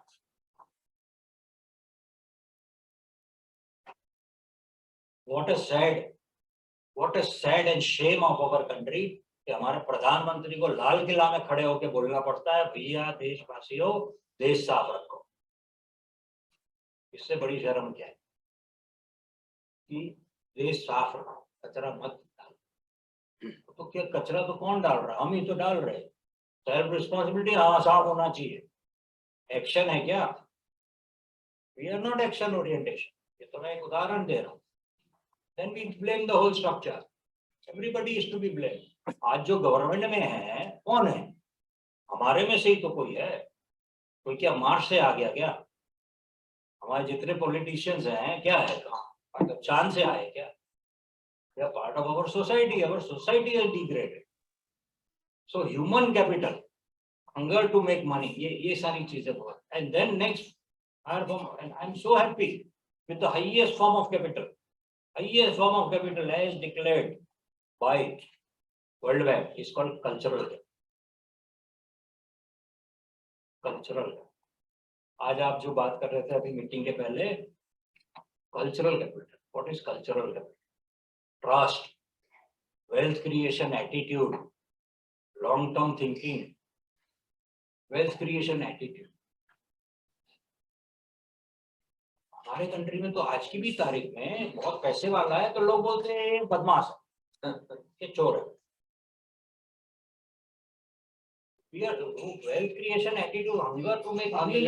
थोड़ा बहुत हमारे पास पैसा आ गया तो वी आर हैप्पी, हमारा घर है, गाड़ी है, बच्चों ने पढ़ लिया, सब बढ़िया है, बस हंगर होनी चाहिए टू मेक मनी।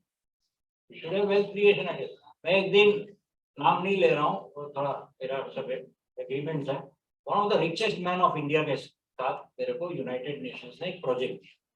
बोले सुबह से शाम, रोज सुबह उठे और शाम को सोए, तब तक तुमको उसके साथ रहने का और उसका पूरा ऑब्जर्वेशन करने का कि वो क्या करते हैं, उनको रिपोर्ट देने की। 100 पूरे वर्ल्ड के 100 कंट्री में जो रिचेस्ट लोग हैं उनका ये प्रोजेक्ट यूनाइटेड नेशंस ने किया था। और इंडिया में मेरे को एक बड़े रिच बिजनेसमैन के साथ लगा दिया। मैं रात को पहुंच गया और सुबह उठे तब से उनके दरवाजे के बाहर खड़ा था और फिर उनको पूरा मैं ऑब्जर्व करता और पूरा दिन हर जगह जहाँ मीटिंग होती थी मैं बैठता था। वो प्लेन में भी, उनके प्राइवेट चार्टर में भी कई जगह गए, मैं भी गया, मौका मिल गया, ठीक है। और पूरा ऑब्जर्व किया मैंने उनका, बस मेरे को कुछ बोलने का नहीं था, चुपचाप ऑब्जर्व करने का था और पॉइंट लिखने और रिपोर्ट देने का था, वो भी उनकी मंजूरी के बाद इनके साथ था। फिर रात को हम डिनर में बैठे,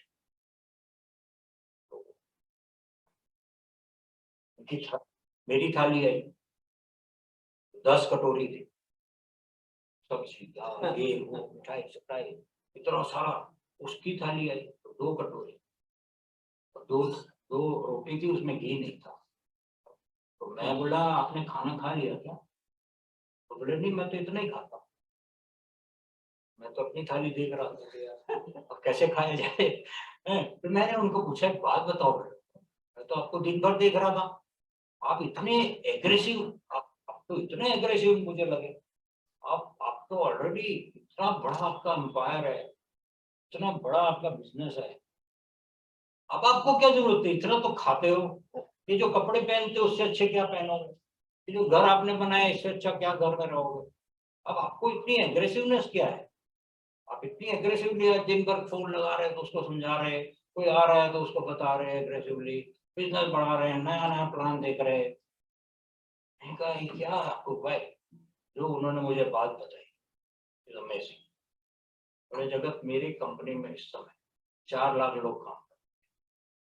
बोले मेरा गोल है कि जिस दिन 10 लाख काम करने लगेंगे ना, मैं एग्रेसिव छोड़ दूँ। मैं कहा क्यों? बोले व्हाट इज 4 लाख लोग? बोले 16 लाख लोगों की जिंदगी मेरे ऊपर, उनकी पढ़ाई, उनका एजुकेशन, हेल्थ केयर, उनका ग्रोथ, तो मेरी कंपनी बढ़ेगी और ज्यादा लोग, बस वही मेरी किक है।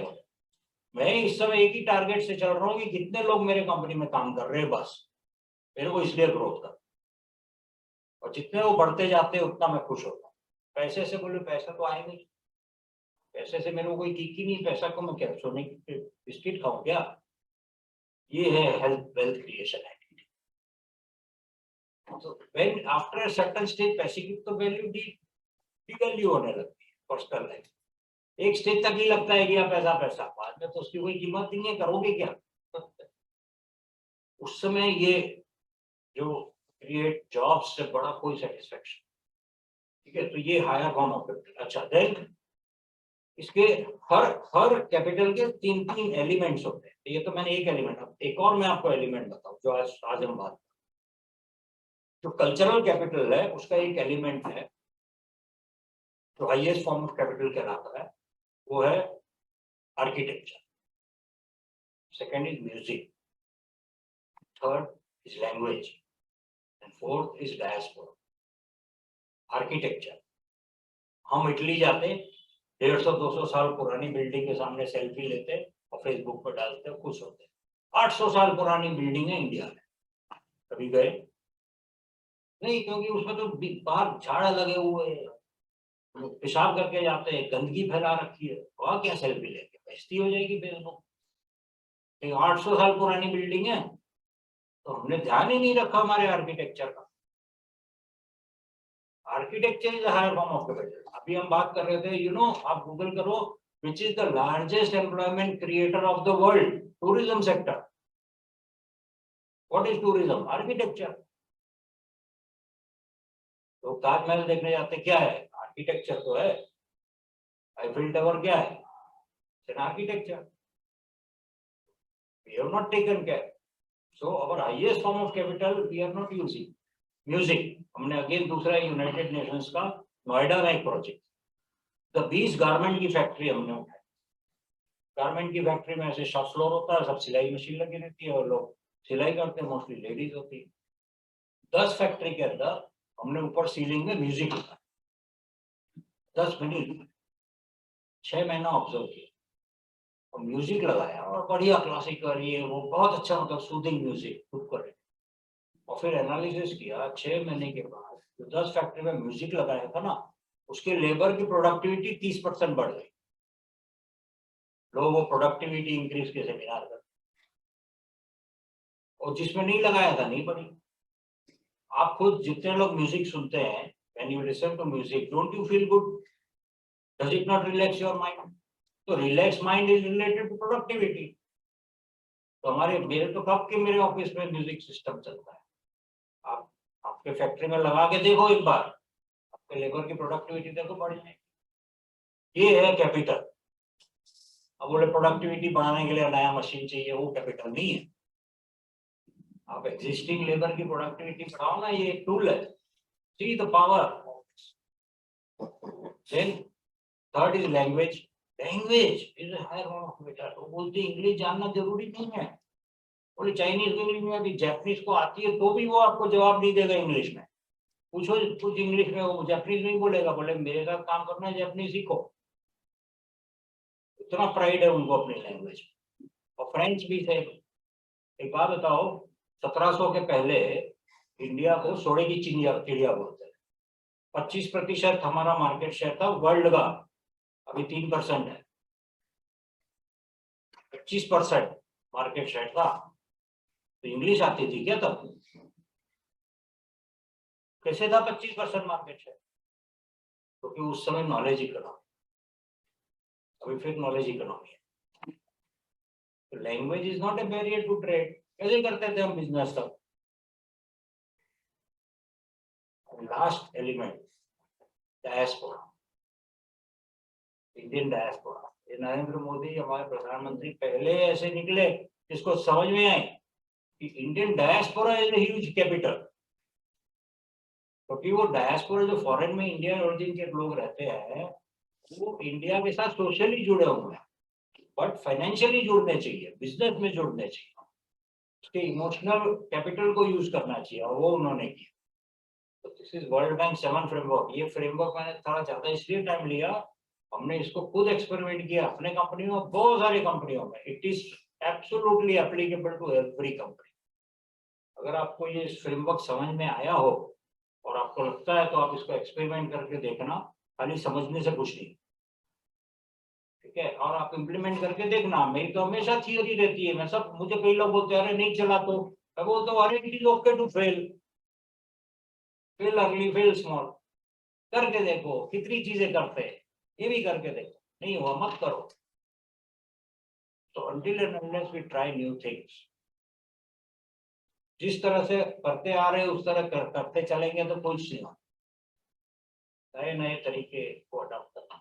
और जितने लास्ट कमेंट में देना चाहता हूँ कि जो पुराने बिजनेस हाउसेस सालों से चल रहे, बहुत कम फैमिलीज के बच्चे बिजनेस ज्वाइन कर।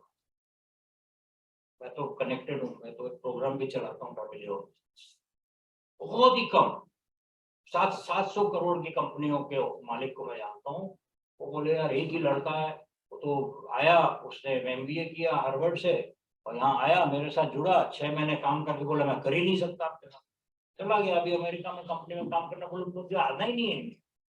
प्लीज मेरा 700 करोड़ का बिजनेस क्या? मैं कहा चैरिटी ट्रस्ट बनाओ, फाउंडेशन बनाओ, अभी खत्म आपका ये बिजनेस बंद करो। क्योंकि हमको चेंज नहीं होना। हमारी जनरेशन, वो ओल्डर जनरेशन बोलती है अरे हमने तो बोले 0 से 15,000 रुपए से बिजनेस चालू करके इतने बड़े हो गए, तू मेरे को बताएगा। बोले करो, नौकरी करो। आती ना वो रमेश चौहान का हाँ आज का ही ना है, क्या है, न्यूज है तेरी कि को बेटी ने मना कर दिया मैं बिजनेस नहीं सबका ये हाल है। वो नारायण मूर्ति का बेटा भी देखो, नारायण मूर्ति तो कितना प्रोग्रेसिव है कि बेचारा 10 साल बाद वो आया हो, 10 साल बाद उसको कितने हाथ पैर जोड़े पेरेंट्स कब ने। आया। 10 साल बाहर काम किया, अभी भी वो बोल रहा है कभी भी मैं चला जाऊंगा, सबका ही है।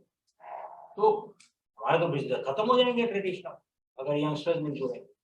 जब तक हम चेंज नहीं होंगे, मैं सबको ये बोलता हूँ कि देखो, आज आप अगर आप एक सीनियर बिजनेस पर्सन हो, बहुत साल से कर रहे हो, आपका यंगस्टर है 24-25 साल का, पढ़ाई करके आ गया, वो अगर आपके खुद के बिजनेस में जुड़ गया ना अगर, तो फेल हो जाए। क्यों? क्योंकि आपने अपने हिसाब से कि उसको सेंस ऑफ ओनरशिप ही नहीं हो, तो आपका बिजनेस है, उसका क्या है। ऐसा कोई मैकेनिज्म नहीं है जिससे ये कैलकुलेशन हो जाए कि मैं आज जब जुड़ा कंपनी में 1 साल के बाद मेरी वजह से कंपनी की कितनी ग्रोथ हुई, उसका कोई फॉर्मूला नहीं है। तो उसको सेंस ऑफ ओनरशिप क्या है कि ये तो बोले इनका था, मैं जुड़ गया, तो अंदर अंदर वो मरता है। हमारा कल्चर इतना बढ़िया है कि कभी बच्चे पेरेंट्स के सामने बोलते हैं, लेकिन अंदर तो मरता है। तो मैं सबको ये सजेशन देता हूँ, आपके फैमिली के यंगस्टर को अगर आप बिजनेस में ला रहे हो ना, उसको एक नया स्टार्टअप दे, उसको बोल ले मैं तेरे को 1 करोड़ दे रहा हूँ और तू अपना बिजनेस कुछ भी कर जो इससे आता हो, तो सेंस ऑफ ओनरशिप आएगी, तो उसका लगेगा, तो उसको जवाबदारी आएगी कि 1 करोड़ का ठीक से यूज कर, तो वो अपने हिसाब से करे ना, बनाए, और फिर थोड़े थोड़े टाइम के बाद उसको समझ में आएगी और वो आपका बिजनेस भी जुड़ जाए। तो उसको कुछ ना कुछ तो उसको सेंस ऑफ ओनरशिप होनी चाहिए। बहुत फैमिलीज को मैं ये सजेस्ट करता हूँ कि आपका बड़ा बिजनेस है, 100 करोड़ 200 500 करोड़, फैमिली के एक लड़के या लड़की को फॉरेन भेज एक ऑफिस को, वहाँ उसको बिल्ड ग्लोबल बिजनेस चालू, उसकी भी इंडिपेंडेंस हो गई, भले आपके कंपनी में काम कर रहा है, वो अलग अपना दुबई में कंपनी चालू कर, वहाँ उस कंपनी को चलाए, आपके साथ आपका बाई करे, बेचे, वहां से और कुछ खरीद के इधर बेचे, उसकी इंडिपेंडेंट लाइफ भी हो गई, उसकी इंडिपेंडेंट कंपनी भी हो गई, आपके साथ जुड़ा भी हुआ है, ये भी एक मॉडल।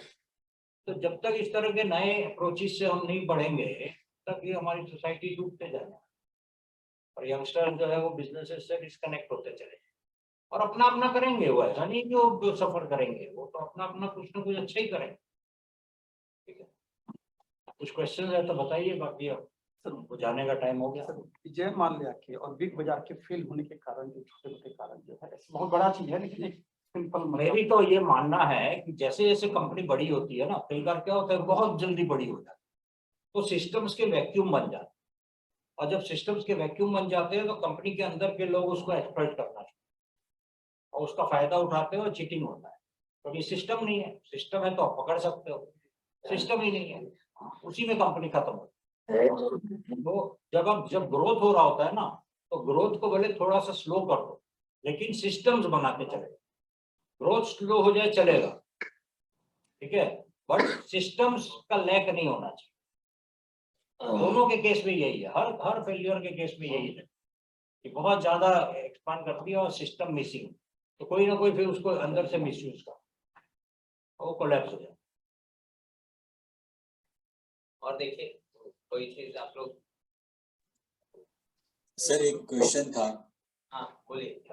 बाकी बिजनेस मॉड्यूल्स में मैं आमतौर पे जब शामिल होता हूँ ऐसी मीटिंग्स में, तो कोई मीडिया स्टार्टअप नहीं मिलता, तो मुझे पता नहीं होता कि मुझे अपनी चीजों को कैसे प्रेजेंट करना है, और I mean how to define it कि मैं क्या कर रहा हूँ।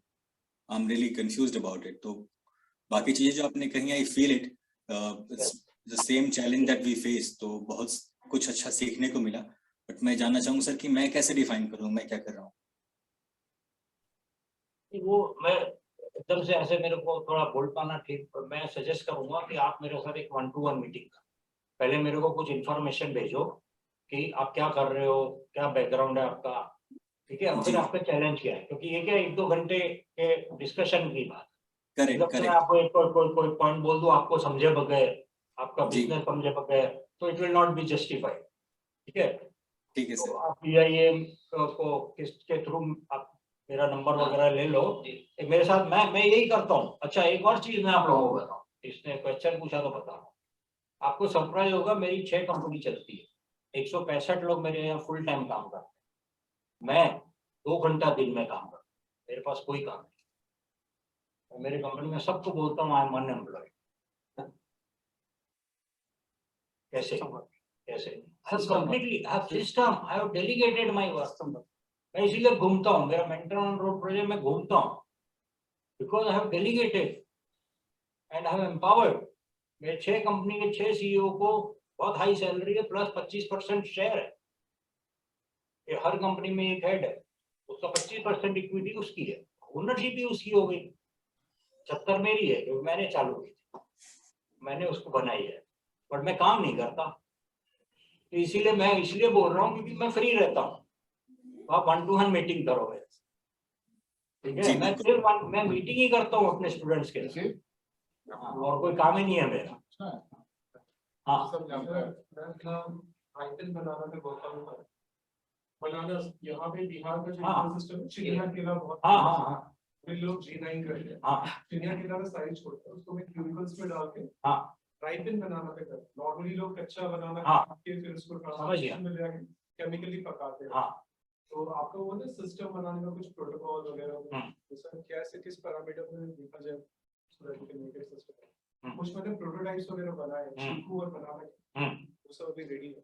But on what parameters can you ensure like how to do a system को चेक करने का, जो हमने बोला उसको बनाने का प्रोसेस बनाना है, प्रोटोकॉल्स बनाने हैं, उसको चेक करना है। तो वो आप स्टैंडर्ड्स देखो, जैसे सपोज यूएस एफडीए है, वो सब तो फुलफिल हो रहा हाँ बस तो फिर इनफ है, क्योंकि वो सबसे एडवांस स्टैंडर्ड्स।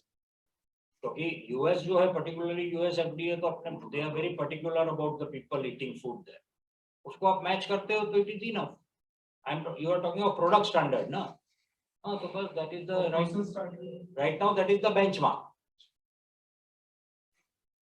एक सर मेरा प्रश्न है सर, हाँ। जैसे आपने बोला सर इम्प्लॉय को इक्विटी देने का, हम्म। तो कैसे हम लोग जज करें सर कि उसको और कितना इक्विटी देना चाहिए? सपोज अगर एक देखिए, हमारा इक्विटी मैनेजर का जो CEO मॉडल है है, सर, इक्विटी का जो मॉडल है ना, वो ultimately leads to IPO. Equity को मैं क्या करूंगा, बाजार में वो तो इक्विटी का क्या मतलब होता है, फाइनली आईपीओ होना चाहिए, पब्लिक लिस्टेड होना चाहिए। तो उसका क्या मतलब होता है, आपका विजन ही इतना बड़ा है कि आप उसको पब्लिक लिस्टेड ले जाने वाले, उस डायरेक्शन में काम करना। तो वो हमारे अंदर है ही नहीं। अभी भी हम क्या कर रहे हैं, बैंक से लोन ले रहे हैं, इंटरेस्ट दे रहे हैं। अरे आप एसएमई एक्सचेंज में चले जाओ ना, आपको तो इंटरेस्ट भी नहीं देना है, आपको तो लोग people are ready to fund. 500 crore की कंपनियों को जानता हूँ जो नहीं है अभी भी मार्केट में एक्सचेंज, और 50 करोड़ की कंपनियां भी एसएमई एक्सचेंज में है। तो इक्विटी उस तरह से देने की, आपको इक्विटी आप दे रहे हो तो उसको 5 बताना पड़ेगा। इक्विटी देने से कुछ नहीं होगा, उसको बताना पड़ेगा, देखते रुको मैं 2% दे रहा हूँ, हम ये 4 साल में मार्केट में जाएंगे, मार्केट में ये वैल्यू पे अगर हमारा ये ग्रोथ रहा, ये हमारी प्रीमियम प्राइस होगी, अब देख उसकी तू वैल्यू लगा तेरे शेयर्स। तो उसको जो वो सैलरी के अलावा ये जो इनकम आने वाली है, वो 4-5 साल बहुत मेहनत और आगे भी कर, जैसे जैसे शेयर की वैल्यू बढ़ेगी। तो it is connected to that. पहले क्या होता था इंडिया में, ये बहाना था कि अरे तो नेशनल स्टॉक एक्सचेंज में तो बहुत बहुत क्राइटेरिया है, तो एसएमई स्टॉक एक्सचेंज आ गया। एसएमई स्टॉक एक्सचेंज में तो आप 5 करोड़ का भी टर्नओवर का कंपनी को ले जा सकते हो। तो वो मॉडल होना चाहिए, तो फिर वो सिक्योरिटी को वो एनकेश कर पाए। यहाँ पर एक मेरी तरफ से सर क्वेश्चन है। हाँ, आप उसमें बता रहे थे गोईठा एक्सपोर्ट किया जा सकता है, बकरी का मीट एक्सपोर्ट किया जा सकता है। बिहार में बहुत सी ऐसी चीजें हैं, कुछ हम लोग को बिहार स्पेसिफिक क्या क्या किया जा सकता है और कैसे किया जा सकता है? वही मैं उस कैसे दिन मार्केट मैंने उस दिन भी बात बताया। हमारा अब क्या है कि बकरी की लिंडी एक्सपोर्ट हो रही है, मैंने बताया था, तो गोबर एक्सपोर्ट हो रहा है, ठीक है। सड़े हुए आलू एक्सपोर्ट हो रहे हैं, एकदम सड़े हुए है। उसके ऑर्डर में लिखा रहता है 5% से ज्यादा अच्छे क्वालिटी के आलू होंगे तो हम पेमेंट काटते हैं। उस दिन भी यही हुआ। हाँ, है ना। तो कुछ भी आप बना रहे हो एक्सपोर्टेबल है। क्वेश्चन ये है, are you prepared and where is the market, और कोई क्वेश्चन ही नहीं है। प्रिपरेशन के 20 एलिमेंट है और मार्केट एंट्री के 10 एलिमेंट, वो आपको इंटीग्रेट कर। मेरा सजेशन है आप एक, हम तो ऑनलाइन प्रोग्राम 25 साल से चला रहे हैं। हाँ, हम लोग 4 दिन का एक प्रोग्राम चलाते हैं, हर महीने होता है, सुबह 8 से 10 और शाम को 6 से 8, 4 दिन 16 घंटे। अभी नेक्स्ट हमारा 10 दिसंबर से 14 दिसंबर, बीच में संडे छुट्टी है। हर महीने एक बैच होती है, सिर्फ 15 लोगों को रखते हैं और ग्लोबल बैच होती है, पूरे वर्ल्ड ओवर के स्टूडेंट से मेरा मतलब बिजनेसमैन हो गया। और उसमें हम ये पूरा पाथ ऑनलाइन बताते हैं कैसे करते हैं, सिर्फ मार्केट ओरिएंटेशन की प्रिपरेशन और मार्केट एंट्री। उसके बाद ज्यादा इंपॉर्टेंट फेज है, उसके बाद हम 3 महीना आपको 1-to-1 हैंड होल्डिंग करते हैं। और क्योंकि ट्रेनिंग ग्रुप में होती है, अलग अलग प्रोडक्ट के लोग होते हैं, तो जेनेरिक ट्रेनिंग होती है, बट 1-to-1 जो हैंड होल्डिंग है वो इंडिविजुअल होती है। हमारी टीम के लोग सब अलग अलग लोग हैंड होल्डिंग करते हैं। और 3 महीने में हम लोगों की कोशिश ये रहती है कि हमने आपको जो सिखाया, उस सिखाए से आपको एक्सपोर्ट ऑर्डर 3 महीने में मिल जाना चाहिए। अगर आप वो इम्प्लीमेंट करोगे जो हम आपको बोल रहे हैं इम्प्लीमेंट, तो वो तरीका है। बाकी तो क्या है, ये बहुत लंबा सब्जेक्ट है, जो चीज़ हम 16 घंटा में आपको बताते हैं वो अभी एकदम से नहीं बता सकते, क्योंकि वो पूरा प्रोसेस है। और हमारा कोई लेक्चरबाजी नहीं, हम तो एकदम प्रैक्टिकल लोग हैं, कोई लेक्चरबाजी। हम तो सीधा कंप्यूटर खोलते हैं, आपको भी सबको कंप्यूटर लेके बैठने का, जिसके पास कंप्यूटर नहीं होता वो हमारे ट्रेनिंग में हम उसको लेते ही नहीं, क्योंकि ट्रेनिंग ही कंप्यूटर आपको लेके बैठने का है। ऑनलाइन हम बोलते हैं ये खोलो, आपको खोलने का, ये देखो देखने का, और आपको जहाँ जहाँ नहीं समझ में आता है पूछने का, एकदम ऑनलाइन प्रैक्टिकल सारे रिसोर्सेज बताते हैं। मार्केट कैसे ढूंढना, HS कोड क्या होता है, कहाँ कितना एक्सपोर्ट हो रहा है, कौन सी कंट्री कर रही है, क्या प्राइस पे कर रही है, कौन खरीद रहा है, कौन बेच रहा है, कहाँ से जा रहा है, सारा ऑनलाइन है। आज कोई ऐसी इंफॉर्मेशन नहीं है जो आपको ऑनलाइन ना मिले, सब ओपन। लेकिन लोगों को पता नहीं है कैसे ढूंढ, तो वो हम बताते हैं। फिर हम बोलते हैं कि देखो ये तुम्हारी टाइप की कंपनी एक्सपोर्ट कर रही है, इसकी वेबसाइट कैसी है देखो, ऐसी बनाओ, बेंचमार्क बोलते हैं उसको। ऐसे कर करके बहुत सारे स्टेप्स होते हैं। हम लोग यदि भी की कोई टीम यहाँ से ज्वाइन करना चाहे, हाँ कभी ऑनलाइन ही है, ऑनलाइन है पूरा प्रोग्राम हमारा ऑनलाइन। हम इस तरह से कोई प्रोग्राम यहाँ पे हाँ आपके बिजनेसमैन चाहे तो हाँ ज्वाइन करते हैं। हाँ करिए सर हम कॉन्कोर से हैं, फतुआ से सर, हमारा कंटेनर है सर, तो PSU है रेलवे का सर। तो हम चाहते हैं जो बड़े बड़े फूड ग्रेन जो यहाँ से सर फैक्ट्रियाँ हैं सर, अगर कोई ऐसा पार्टी मिले सर, राइस है, बीट है, भेजना चाहे तो हम लोग को सर हमारा कॉम्पिटिटिव रखिए, बहुत कस्टमर आपको खोलते हुए पहुंच वो तो कम्पिटेटिव है ना, रेलवे का PSU हम लोग थोड़े ही कुछ ज्यादा हमारा वो कम्पिटेटिव नहीं है। कॉम्पिटिटिव रहेगा ना, तो हम लोग सब एक्सपोर्ट इम्पोर्ट जो भी है बाहर से मंगाना चाहे यहाँ, मतलब बहुत बड़े हाँ सर, आइए ना सर कभी फतुआ में। और कोई चीज? हाँ इसमें हम लोग कैसे करें, ये कैसे हम लोग पाएंगे? मेरा सजेशन है, हम लोग उसमें फीस लेते हैं, लेकिन BIA के लिए कोई फीस नहीं लेते। ताली बजाओ, ताली तो क्योंकि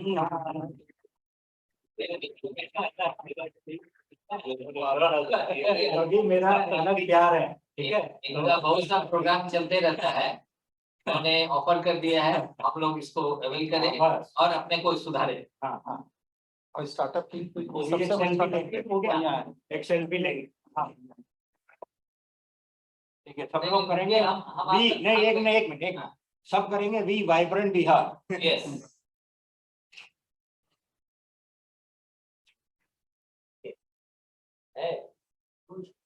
वाइब्रेंट बिहार, एक मिनट, सेटिंग चल रही है।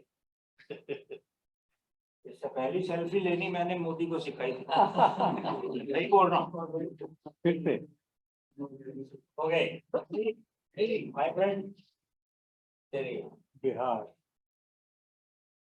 पूरा नहीं करूँगा, हो गया चलिए सर नहीं, मैं मीठा खाता नहीं। वो तो नहीं बस क्या खिलाया? बहुत कितना खाया आपके वहाँ? बहुत खाया।